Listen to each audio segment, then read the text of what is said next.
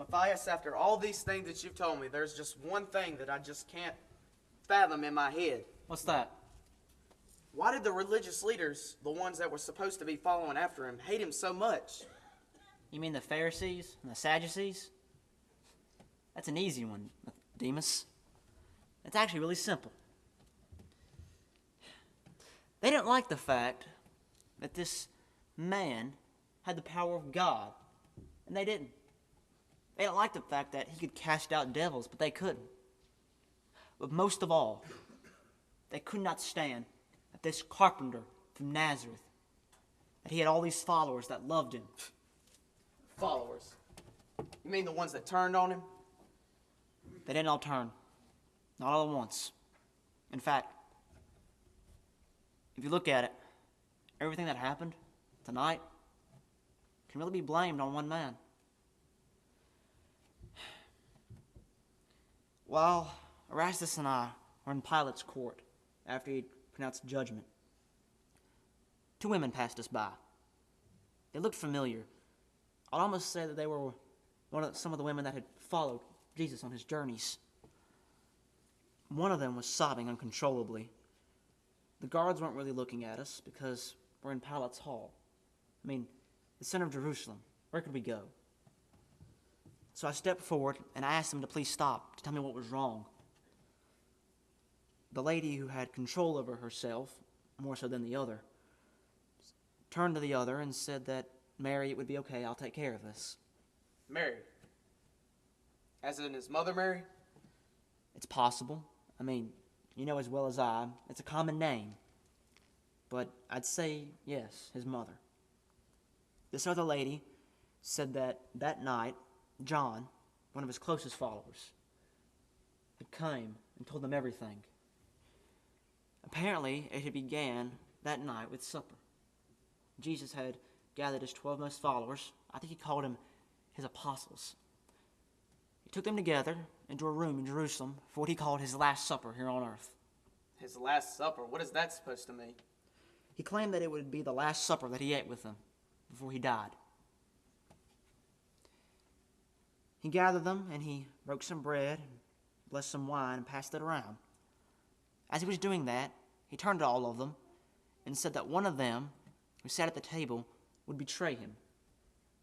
And even more, that person would literally sell him out for 30 pieces of silver. 30 pieces of silver? You can buy a simple slave for that. I can make more than that in a day. When he said that, the man, whoever it was, jumped up and ran out of the room. Guilt, shame, anticipation, I don't know. After that, they sang some praises to God. And then he took his closest of those followers up to the Garden of Gethsemane. You can barely see it over there on the hill. When they got there, Christ left his followers at the gate to keep watch. He went in a little further to pray. The men that were at the gate fell asleep. They fell asleep on him. Knowing that he was wanted, they fell asleep on him. Yeah, some followers they were. Unfortunately, I have to agree. But it's strange how this all seemed to line up perfectly on this night. Because right when they fell asleep, in came that man, if you can call him a man, who sold him. Right behind him was the Roman guard and the Sanhedrin. I saw this with my own eyes. When they grabbed him, he didn't even put up a fight. You know, I'll go as far as to say that he even helped them. Why would he help someone that's about to arrest him? What sense does that make? He said that it was his time, that this was his purpose. I really don't know what he meant, his purpose to die. But looking back, he had always said that in the ways he taught, that he had come just to die. Frankly, I don't know why anybody would die for someone like me. I mean, I'm in a prison. After the women told me this, I thanked them and told them that God would watch over them, or all the things you always say, one due to another. But as for the man that sold him out, you ever heard of a man called Judas Iscariot? That's not a man. And yeah, I can see why he sold him out now. So can I. But I heard that he got his just reward. And that was? After he had sold Christ out, apparently he felt guilty, felt ashamed. Tried to take the money back to the Pharisees, but they wouldn't take it. They said it was blood money, that it was on his hands. He threw it down at their feet and ran. The guards found him hanging from a tree. He killed himself. Guess he got what he deserved. I guess you could say that. While the guards were escorting myself and Erastus here to the jail, I caught a glimpse of a man in an alley. He looked like he was from Galilee, from his clothes, and I think I saw him before. One of Christ's closest followers. Might have been Peter, Patmos, something like that. But I've never seen a man cry like that. I've never seen someone weep so hard. I don't know why, but I'm almost certain it had something to do with what I saw next. And that was? I looked behind me. I saw them taking Christ into Pilate's hall. Apparently, he was about to be judged by Pilate himself.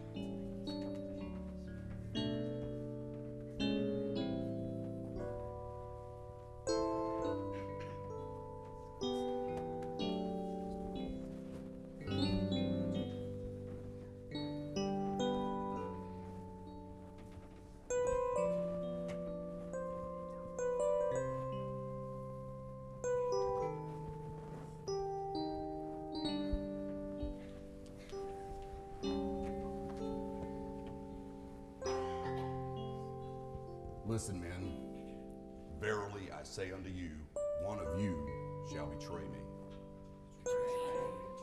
Master, no one I betray. Is it I, Master? He that dips his hand with me in the dish, the same shall betray me. The Son of Man goes as it is written. But woe unto that man by whom the Son of Man is betrayed. It'd be better for him if he had never been born. But who will betray you, Master? Master, is it I? Judas. But thou What knowest have you me. done, Judas? What have you done? Judas. Judas. Thou knowest me. Thou knowest me.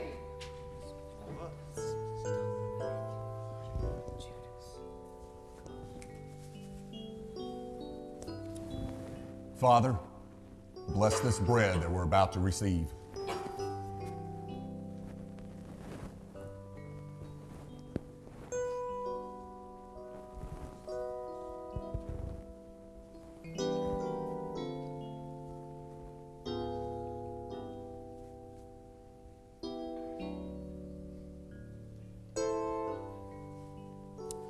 Take and eat.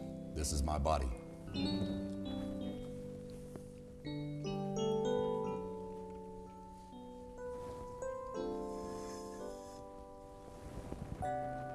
Father, bless this cup that we're about to partake of. Take and drink all of it. It is my blood in the New Testament that is shed for the remission of sins. But let it be known, I will no longer drink of the fruit of the vine until I drink it with you new in my Father's kingdom.